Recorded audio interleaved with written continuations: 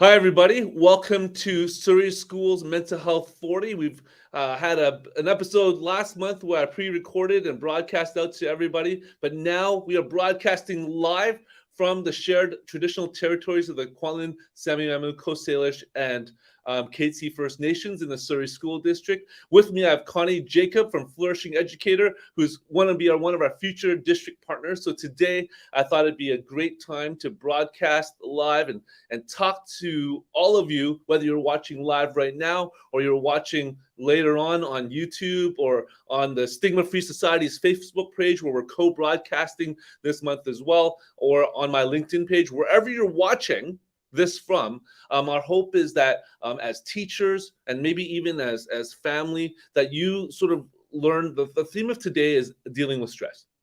As are many of our mental health broadcasts. But dealing with stress specifically as a teacher working with students, but also as a teacher or a support staff or an EA or someone like that who has their own family, right? And especially during the COVID pandemic where the stress level was high, you had to worry about your own family, but also worry about what was happening in the classroom. How do you navigate that stress? How do you navigate sort of the constant barrage of worry, emotions, and information going off in your brain as you're trying to work with students, but also think, oh, I got to also pack lunch for kids. I also got to drive my kids here. Oh, what if my kid's coughing and sick at home? Or what does my partner need? Or what do my aging parents need? You know, all these different personal stresses. How do we navigate that as educators? And with me, Connie Jakab from Flourishing Educator, who I met through a friend in the Delta School District. So here's a shout out to Kristen Hermison from the Delta School District. Just really an expert in this area. So Connie, welcome. Thank you for coming on with me to our Surrey Schools Mental Health 40 and our Stigma-Free Society broadcast. Thank you so much for coming. From Calgary, right? You're in Calgary right now? From Calgary. So glad to be here with you, Daniel. Yeah, and you've driven through BC. You did a Pro D, I think, in the Okanagan during our provincial Pro D time. But also, you're from Vancouver. You're from the Lower Mainland. Yes. So maybe tell us just a bit about your story, about how you got into this Flourishing Educator work. We will be showing the site later on, just so you can navigate through, what Flourishing Educator is and what you're all about. But first, tell us your story. How did you get to this place where you're doing this work? And how did sort of maybe the events in your life influence your view of mental health and wellness in educators today? For sure. So I actually started my mental health work in East Vancouver, Nice. working with actually the hardest of the hard, really. A lot of poverty, addiction, drug dealers, gang members. Back when East Vancouver had that. I mean, Yeah. it still does, but not to the same extent it did in the late 90s. And it was interesting because I grew up fairly sheltered. And again, child of the 80s, child of the 90s, and we didn't talk about emotions. Mental health wasn't really where it is right now with the awareness. There was stigma. And so me coming from a sheltered background and going and working with what I would have called the marginalized made me realize that, okay, these are people who struggle mentally, people with addiction, people in poverty, those people. And it kind of blew my mind a little bit when I moved to Calgary in 2006 and started to take my mental health and resilient work in schools. So I worked in East Van schools, but then took them into middle class and affluent schools here in Calgary. And I was shocked at the anxiety, the depression, the opposition, all the problems that I saw on the streets were actually right there in the classroom. Wow. In middle class schools, affluent schools, just for different reasons. Right. And then it really hit me when a mental health crisis hit my own home with Wow. our oldest son. Our oldest son is now 16. I have two boys, Okay. 16 and 12. And when my oldest son was 6, he was diagnosed with anxiety, depression, oppositional defiance disorder, ADHD, and autism. And it's interesting how for us navigating his mental health, I mean, my husband and I, we've been married for 23 years. Awesome. We're educated. I hope we're decent people, you wouldn't think. And it really hit me. I'm like, oh, mental health is really no respecters of persons. And our son became suicidal at age 8 and has struggled being in school. And just seeing his struggle, seeing the struggles of what people are going through is really why I do what I do. It's because I was in that place where I didn't know how to work and also navigate the mental health challenges at home. What Mhm. you're talking about there, Daniel, that's so true. How do we Right. balance both? It wasn't easy. It wasn't easy at all. Well, I'm going to already deviate from my questions and just reminding people who have questions, if you're logging on now or if you're going to log on a bit later, if you have questions for Connie or myself or about Flourishing Educator when we show the site, you can ask in the comments. I will see them. You can ask in the comments. I'll definitely try and pass on those questions as well. But Connie, you talk about your son, and I didn't realize it was at such a young age when we chatted, sitting in the district office here. How how do you as a young family of professionals, you're obviously affiliated or working in the education field, right? How do you deal with mental health in the schools in Calgary and all the work you were doing, and then go home and you have to face it at home? Like how was that journey? Like how did you survive that? And now you want to do this with teach other people how to do it. Like how did you survive that yourself? Maybe It that's was the secret sauce. Yeah, yeah. Well, and honestly, I feel like it's really enhanced what I teach people because it's lived. I have theory, I have technical training, but I have lived experience and I've Mm, had to do everything that I teach people. And actually what I teach people is what I did. yeah. It was interesting when we had to take our son to the hospital because of suicide ideation. He Mm, was there for 3 weeks, and I had to really look at what was underneath his behavior. Again, depression didn't show up for like anxiety or sadness for him. It showed up as rage and anger. I mean, he's an 8-year-old boy who's wow. confused about what's going on with him. That's grade 3. That's not very old. Wow. And so when the psychologist brought me aside and she says, "What do you do when your son is throwing these fits of rage?" I said, "Well, I send him to his room." I mean, that's how I was raised. Hmm. And she said, "Oh, no, you never send the hurting away from you. You bring them closer." And I mean, I know this from attachment theory, but I'm thinking, no, no, no, like just please medicate this kid. Please give him Yeah. something. Please help me out because I'm barely functioning myself.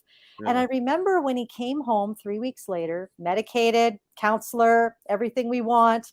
And then that first fit of rage hit again. I remember just sitting there. Okay, I'm not going to send him to his room. And I would sit there with him in his mess. And I actually thought about teachers in this moment because Mm, you can't run. You yeah. can't escape. You can't leave your classroom. That's You right. can't leave your family. You have to stand there and face it. And as I sat there with him, and I would say things like, "Son, you belong in our house. Nothing's going to break our connection with you." I felt my own rage and my own emotions of what I was struggling with come to the surface because of those mirror neurons. We're Yeah. wired to connect. So I'm feeling what he's feeling and I'm picking up on that, but my own emotions were rising up. And one of the things that I had to work on for a year was my own emotional regulation so that I could be his strong anchor.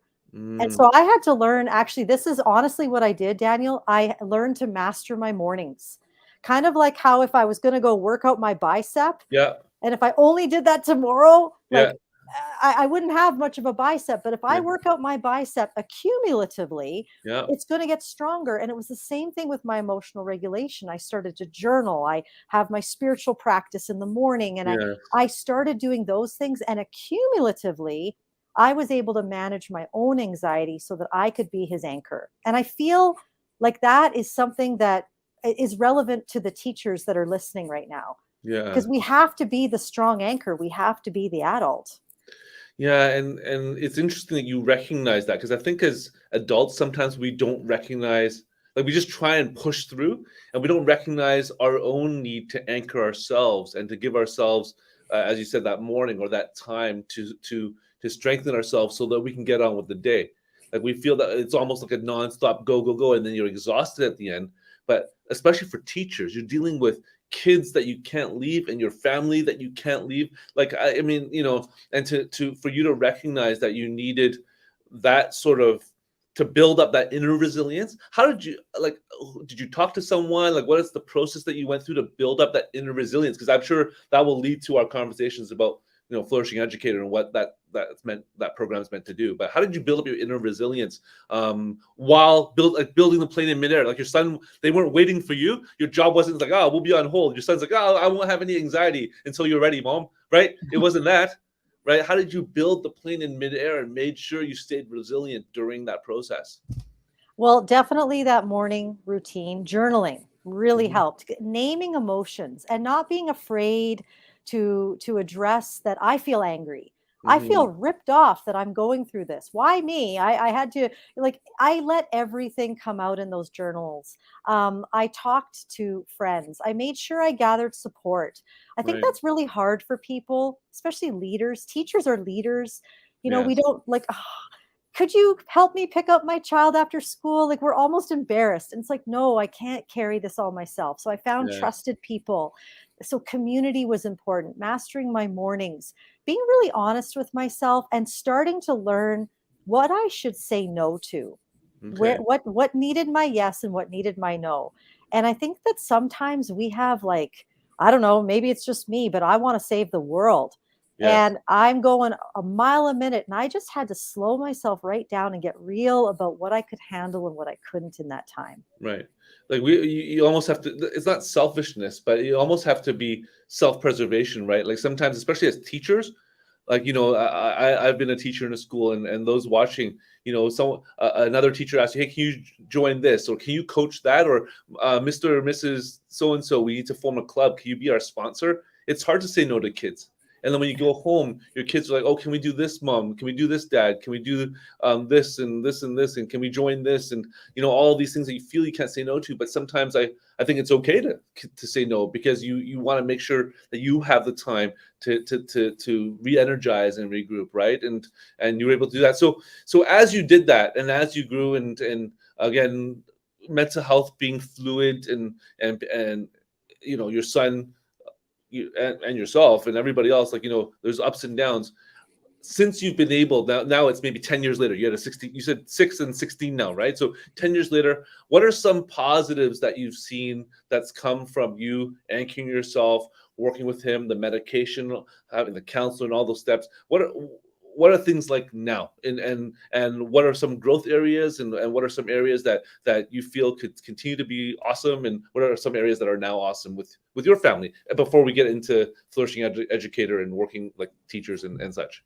For sure. Well, I sure have seen the power of connection.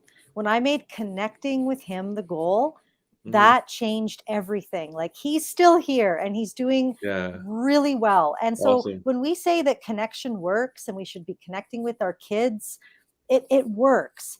But again, in order to connect, I going through the emotional regulation, learning about emotions, being okay with emotions, also not judging myself. Like, we teach, look what's underneath behavior. Well, try turning that on myself. Try turning that Yeah. on ourselves. Like, what's underneath my behavior? Why did I just blow up?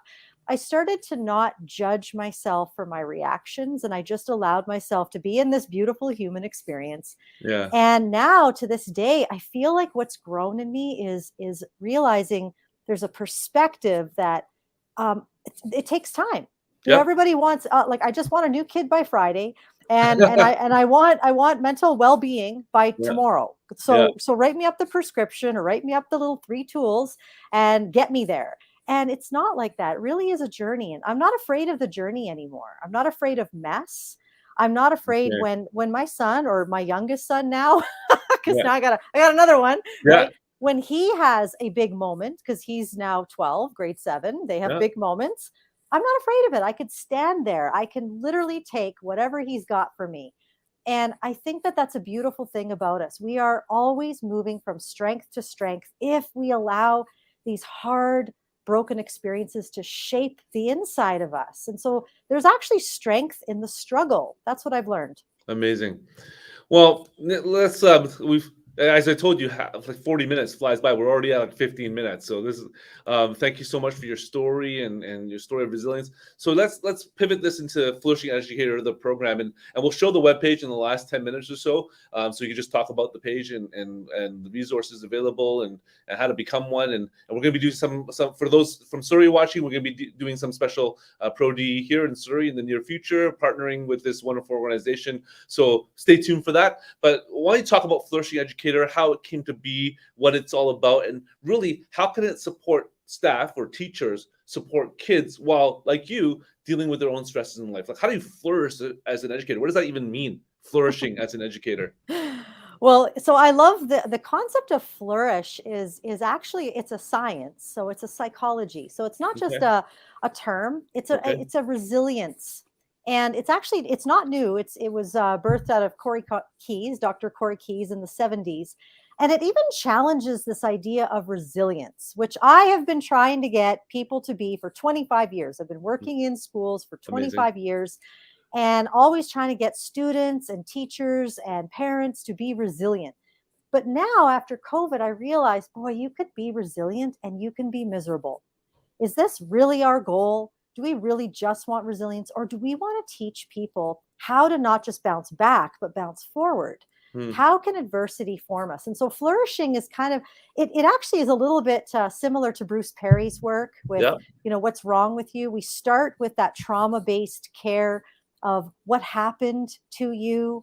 We acknowledge, the places that people have been, but we move people, instead of what's wrong with you, we move to what's strong with you. Nice. And it's not strength, like Strengths Finder. It's nothing like that. It's more, how do you take the adversities of life and turn them around into opportunities?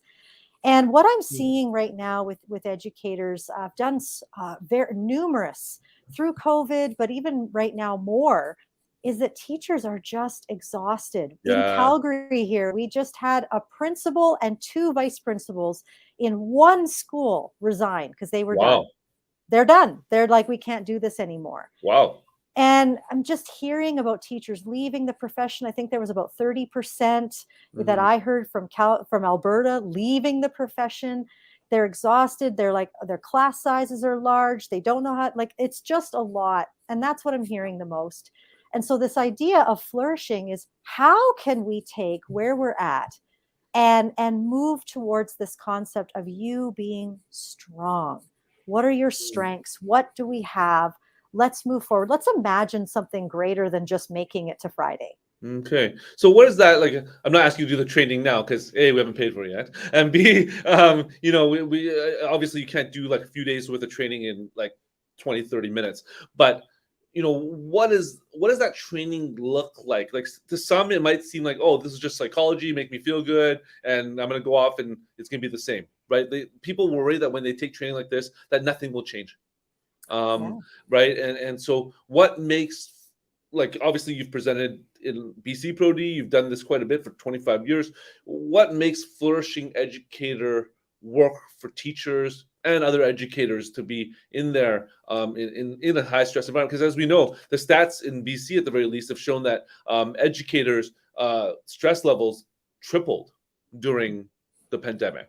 I think it Yeah. was tripled. Like it went up something like over 100%, right? It's administrators, same thing, went up almost over 50%, right? And so, we when we look at the data, we look at the what I call like Dr. Haley Watson, who we've had on here before as well, talked about like that constant level of stress. Normally stress goes up and down, but Yes. over the pandemic in particular, and teachers when they're working every single day, the stress almost like here all the time, because when you get home, you still have stuff to do, and you still got to take care of your family, and you're maybe getting home late after coaching or sponsoring something or marking or whatever it is, and your stress almost never goes down. And during the pandemic, it was even more elevated. So Mm. how do we help teachers? Why does this program work is basically what I'm saying. And how does it work?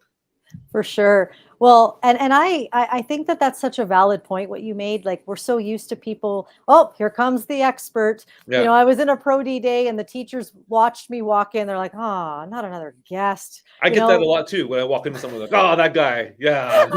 Right. You don't want to talk to him. Right. well, because they're thinking like, I got things to do. Yep. I got papers to mark. Like, tell me how this is going to make a difference. And That's that's right. valid. And actually, that's why, first of all, I mean, of course, we're evidence based, meaning that we're rooted in psychology and science Mhm. and research. But I don't think that knowledge is the problem. I think teachers have an incredible amount of knowledge. And in fact, if any teacher wanted to go on how to manage your child's anxiety, how to manage your anxiety, you just go on YouTube right now. You Yeah. watch this, right? Like Yeah. YouTube, you learn anything you want to know on YouTube. Yeah. You can read any blog. And the Yeah. reason why it's not working, the reason why knowledge isn't enough, is because we're wired for connection and we're wired for experience. And we Yes. need experience to get wired into our neural pathways that will fire together. And so our training is very experiential and coaching oriented. Okay. So we're going to actually move people from just knowledge to applied knowledge. How does this apply to that 10-year-old in my class? How does this apply to my life right now, instead of that was great, I'll process it later, which we all know won't happen. Okay. So applied knowledge, but again, as you know, one of my biggest things that I've been talking about with you in person and also here is, applying this here, but but also making sure I can manage my life as well at the same time, because we don't Yes. want teachers. Like you talk about burnout, the 3 administrators, like that's incredible. Like 3 administrators resigning from the same school site, but teachers are like leaving the profession before that 5-year mark, when statistically some would leave the profession. Like they're leaving year 2, year 3, year 10. Sometimes they just had, like, it's just exhausting, right? How do you, like, you apply the skills in the classroom, but are they applicable? Can the same things apply at home, really, to help anchor them as well? Well, and what I believe, and actually it was interesting, our senior advisor is Dr. Wayne Hammond. He's the creator of the Flourishing Life questionnaire, which actually measures flourishing with 4 mindsets. Okay. And we're all a part of these mindsets all the time. There's surviving, there's protecting, there's striving, and there's thriving. And Okay. we're all of those all of the time. And one of the things he said yesterday that I just loved was, he's like, if what we're learning in resilience and in flourishing and in mental well-being can't be applied to every facet of our life, then is it really mental wellness? Mm-hmm. Or is it just another strategy for work?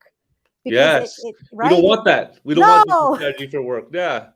Yeah, we want it to be whole life. And so that is what we are going to be building. We build Okay. the person, and we make it sustainable, so that team, that one person, can now help their school team, rather than depending on the experts, and creating that culture. I think the other thing that really, I know schools here in Calgary that are losing students because they've lost their sense of purpose. They Yeah. don't have a real vision for what they want their school to be. But again, you can't think creatively or purpose driven if you're in the back of your brain, that Mm-hmm. stress level. I heard a stat that we live in our reptilian brain now, Mm-hmm. as a society, 70% of our day, which Wow. was only meant to be in moments. And Yep. when you think about that, how creative are we? How willing are we to be thrown a curveball? And if we're in the back of our brain, we can't. And so the other thing that we do is we teach people, how do you move towards your prefrontal cortex, where you problem solve and you're creative, and you can actually come up with solutions. Okay. Um, yeah, and I can even give a tip right now if you want, Yeah. Daniel. So before we do the tip and maybe practice on me to end our episode, I just want to quickly go to the website. I don't want to I want to at least show people what's on there. It is as most websites are, it is a little bit of advertising, of course. It is a program. People obviously in Calgary and all over pay for it. We are working on a partnership with the district, so we can do this for our teachers with different pricing that's on your website, obviously. And I thank you for that. And thank you for partnering with our school district, Connie. We appreciate you caring about the teachers here back at your home in BC. But so let's go through the website. These stats are interesting, right? Like we have 20,000 teachers, 500,000 students, and changing the game in mental health by 2024. That's sort of what you want to do, right? That are these the goals of your organization? I'm just gonna go through the page and ask you these questions, if that's okay. You bet. Yes, that's the vision. Okay. And what do you mean by flourishing school, right? Do you want, is it not just so much the vision of like working with staff, but the whole school having that singular vision of purpose? Is that sort of like the goal of the program? Yeah, like I love the idea of teachers being equipped. And actually, up until now, it's all been about student mental health, which of course that's what I want. But imagine teachers feeling like they're flourishing, students feeling like they're flourishing. But what about the parents? Yeah. How can we become a community that flourishes? Yeah. And what I really like here is, and again, just so everyone watching knows, we don't just like randomly pick people and go, hey, would you like to be a partner? Like, we obviously done our research. We know that this is a wonderful program. We're working, our neighboring school district is also considering using this as well. And Connie's from local. But I love that fourth point. As a parent coach, you can work with the parents of the school. So home and school work as a village. I love that sort of that multi-tier systems of support, right? Make sure the educators are strong, making sure the students are well supported, but the families. It's pointless to have a wonderful school when the kids go home to a completely dysregulated place, because they're just going to come back dysregulated, right? When you have a wonderful place and they have that one adult that they can connect with, but then they go home and it's chaos, or it's a high stress environment, or whatever stress looks like for that family, and the family that doesn't have any resources. How stressful is that for the kid to come back and go, oh my goodness, I'm exhausted and I haven't even gone to school yet? Yeah. Right. So is that the theory behind that? Like, why that, like, so everyone can work together as a village? Like that point is so important to me, man. You have it there. Is that something you just developed, or is this just part of the psychological philosophy of running a great, school and a school community? Well, it certainly has come from what I noticed in my youth, working with youth in East Vancouver. Yeah. The parents that were involved, and when they were getting help, those youth did better, so they did better in school. Yeah. But even my own lived experience, when Yeah. I was doing well, my son was doing well, and when I could be the village with his school, that's when I noticed that thriving was happening. Yeah.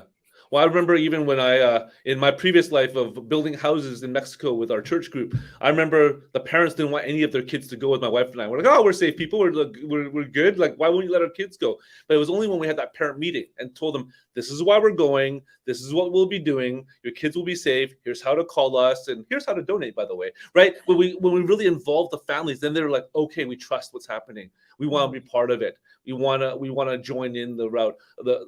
And when we work with our schools as well, when we're working with at-risk and vulnerable youth, when my teachers and my staff and my counselors are out there with families and supporting families, their kids come wanting more school.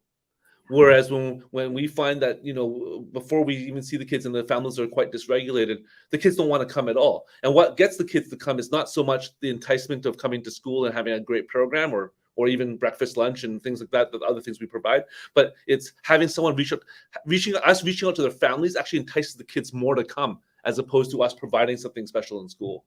Have you found that as well? Yes, 100%. That's the power of it. Okay. So as I go through the bottom of your site, like I like this too. We understand teachers are exhausted and stressed, wondering how to support students in the complexity of today's world. What does that phrase mean to you? Like when you look at, like, you've spoken a little bit about that, but they are exhausted and stressed. But how can we as educators, just through Pro-D, even through talks, we talked about people like really not paying attention to Pro-Ds and workshops, right? Like, how are you going to make that palpable change with this program? How are you going to convert the unconverted, so to speak? Well, what I've loved is through the Pro-Ds that we've been able to do so far, the greatest feedback that I've received is that we allow teachers to really hear from one another. Mm-hmm. And I think that's the key. I mean, great. I can come in with some tools, others can come in with some training, but that experiential time of the application, getting together, hearing from one another. One of the highlights from one of the Pro-Ds that I did just last week, actually, in White Rock, was we named emotions. We named what is the resting emotion that you're facing right now? Like, what's kind of always there? And of course, overwhelm, anxiety. There was other things too, because you can feel joy and overwhelmed at the same time. We're complex human beings, so it's not all or nothing. But it was beautiful because they had never really acknowledged together as a team what they were feeling. And then from there, actually got to get into groups and call out the strengths that they see in one another. Okay. And they said that alone right there, being able to be directed to acknowledge what's been hard and to hold one another up. Because again, that's interpersonal neurobiology, that attunement rewires our brains. Yeah. Well, I like this thing, and I'll probably end the website here before you use me as a guinea pig for the last 10 minutes. Is that, I love it that you say, and I say this to my staff all the time, support staff and teachers, not just an educator. You're providing students with the tools to build resilience. You're building capable and strong leaders. You're creating a culture of empathy that can end bullying and suicide, creating strong generations that will have healthy attachments rather than addictions, making a way for strong innovators to rise up. Like that's what they're there for. And your program is not just always rely on us. Here's a number you can call and keep giving us, funding us so we can support you. You're actually trying to build them up so you can release teachers and educators back in the world to do great things with their students and with their families, and so you can move on to your next group, right? And like I think what we said last week was we're both trying to put ourselves out of jobs, Yes. try by supporting families and students, and so I feel that this is what this program is. Any final words you want to say about the program before you use me as a guinea pig in the program? No, and we're always open to feedback. I think that's the biggest thing is that we want to partner with people. So great, it's a program, but it's also a relationship, which I think Yeah. is so important. Okay, so people can go to your page, Flourishing Educator, and I think it's certified flourishingeducator.com, certifiedflourishingeducator.com. But I'm just going to close this page now, and maybe you can use me if you were to do a training with us, right, like with me right now. Let's go through one of the steps, and so people can see it. Sure, I'm going to give you my favorite one, Daniel. Okay, I love absolutely, this one. absolutely. This one helped me through Okay, my own struggles as well. okay, So, if say we were in a group, we would have two pieces of paper. okay, One piece of paper, I would have you write down uncontrollable at the okay, top, okay. and you would list out everything that you don't have control over right at this moment. So, is there anything that you can Yeah, think of right now that you don't have control over? absolutely. The economic environment in the world. Right? I have Mm, no control over whether gas prices go up or down, whether Superstore marks up things like 85,000%, even though they should only be marking it up like 20%. I have no control over whether or not housing prices go up or down, right? And yeah, I have no control over just economy. Like I can't even control whether the Bank of Canada raises rates or not. They did today, right? So I don't want them to, but they did. So right, yeah, yes, that's good. And that's a big one. And I think we yeah, all relate to that yeah, one. And so every uncontrollable. So what I usually do is I'll have people write down all their uncontrollables, which include big things like that, or even things like kids' attitudes, that teacher that rubs me the wrong way, yeah. whatever, all these things. But for every uncontrollable, we need a coping plan. We need Mm, a way to cope with it. We can't change it, but how are we going to cope with it? So, okay. what's something that you could think of that how you could cope with the unpredictability of our Yeah. economy? Well, I think planning, right? Like planning for instead of just worrying, which I think all parents do when you worry about your kids' education and you worry about what things will cost and how much, how you can provide for them. It's doing proper planning, right? If I know the interest rates are going up, I need to figure out how to work with that. If I know that gas is going to be crazy, maybe I figure out a way to invest in something electric. I don't know, like whatever it is, planning, right? Having proper planning skills to cope with that one uncontrollable. I could also pick an uncontrollable that's like more family orientated. Like I also can't control really we think we do, but we don't control the choices my kids make as they grow up. We don't Mhm. control their choices, and we want to give them freedom, and we can't control what they like and dislike. We think we do, but we don't, right? We Yeah. can make them do whatever we want them to do, but they may not like it, and we can't convince them to like something they don't like, right? And those are uncontrollable, and to plan for that is communication with my kids, communication, Mm. talking to them, helping, like getting to know them, getting to know what they like and dislike, and what they find joy in. Sometimes I don't think we do that enough with our kids. So maybe I did too much. Maybe I answered too many things, but yeah, that's how I would, plan, like, yeah, control those things. No, that's perfect because like it just shows that there's a lot. Like if you were listing out all the things that you can't control, you'd probably have quite a long list. Yeah. And it really like just naming them. Yeah. There's something about, well, Dr. Dan Siegel talks about naming things. He talks about naming emotions to tame them, but Yeah. we also have to name the ambiguous to be able to Yes. tame it. And then, realizing, okay, I can't control it, but I can cope with it. And I loved what you came up with for this is my plan to cope, and to know that you're a powerful person who can make powerful choices. And Hmm. if that coping plan goes astray, well, back to the drawing board, because Yeah. I'm a powerful person who can make powerful choices. And honestly, this is the number one tool that teachers say, wow, that just helped me. Again, what is it doing? It's creating emotional regulation. Yeah. Now, I do have to ask you a question, and I'm not trying to play devil's advocate or anything, but I'm quite a mm, uh, I'm a person with a lot of confidence. Yes. Obviously, I'm like I don't mind going YouTube. That's the number one indicator that I don't I have a pretty decent sense of confidence. So for me, being planned, thinking that I'm a powerful person, thinking that I can not force control, but control the things I can control, and the things I can't control, I'm good with. Like that's easier for someone like me. I mean, I've had mental health issues, and I've shared that before, and I've had to deal with struggle as well. But as a confident person, it's a lot easier, I think, to deal with some of those things than what if you have a person that doesn't have that level of self confidence? How do you convince that person that they are a strong and powerful person? Because not all teachers are super confident individuals, right? Like Mhm. and sometimes life happens where you lose that confidence, right? Yeah. How do you Yeah. convince them that they're powerful? How do you do that in the span of a workshop? Yeah, no pressure, right? In Yeah, the yeah, no span of a pressure. Yeah, workshop. yeah. Well, and that's what's kind of interesting is that it is a process. But Mm, I find that we teach a 6-step change model. okay, And the first step is always create safety and trust. okay, And so, if I've done a good job of creating safety and trust, what I'm doing is I'm opening up their neural pathways to experience something different. But if okay, they're coming in the back of their brain, the only way to get from the back of our brain back to the prefrontal cortex is through empathy. Empathy for ourselves, but also creating an atmosphere of empathy. And so, by creating the safety and trust, that's my job. But then also, one of the experiential learnings is actually listening to one another. And as we tell our stories, that's that Dr. Dan Siegel talks about interpersonal neurobiology. yes, My brain is getting rewired as someone is listening to me without judgment. So okay, that's usually the process that I'll bring them through. okay, And then we can, and that's actually our second step is hear and listen with heart and mind. So our okay, first step is creating safety and trust. Second one is hearing and listening to someone else's story with my heart and my mind. And then we can move on to alignment, and then we can move on to creating vision and goals.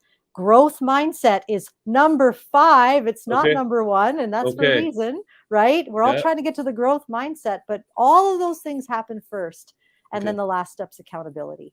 Oh, I love that accountability, like being able to be accountable to yourself and your family and to each other. You know, I think that as I think people when they think flourish and they think success, they think I can do X, Y, Z, and I will find instant success. Like, like making a pancake. Once I made it, hey, it's a pancake. It's awesome, right?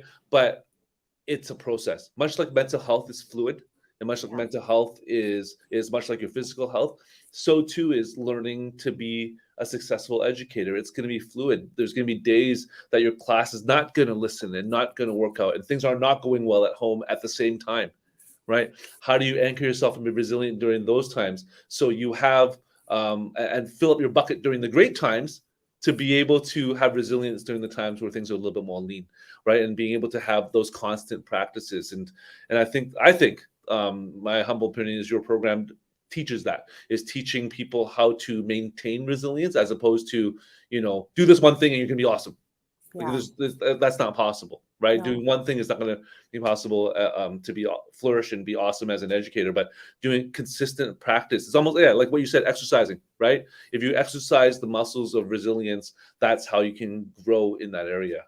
Yeah. Um, we only have 2 minutes left. Do you have any final words for? I told you 40 minutes goes by just like that. Do you have any final words for us? And again, we look forward to having you in our district and working with teachers and being able to provide some hands-on training like you did in the Okanagan. I'm jealous that you were there. I need you to come here to work with our staff. But any final words of advice for any of the staff and even parents or kids listening right now? Well, I would love to maybe end with a question of what do you want to create? What do you want Mm, education to look like? What do you want your home to look like? What do you want your classroom to look like? What do you want your path to look like? I think we need to grasp greater vision. And when we can grasp greater vision, and even though we might think it's a little bit out of our reach, Yeah. just the possibility, what else is possible? Because when we can come at it with that, we become culture creators Yes. rather than just reactors. And that's what I'm hoping to create with you, Yes. Daniel. Culture Thank you. creators. Well, being culture creators and being innovators and being ahead of the game is what the Surrey School District is all about. We try and do the very best we can for our students and families and be creative in the process for doing that.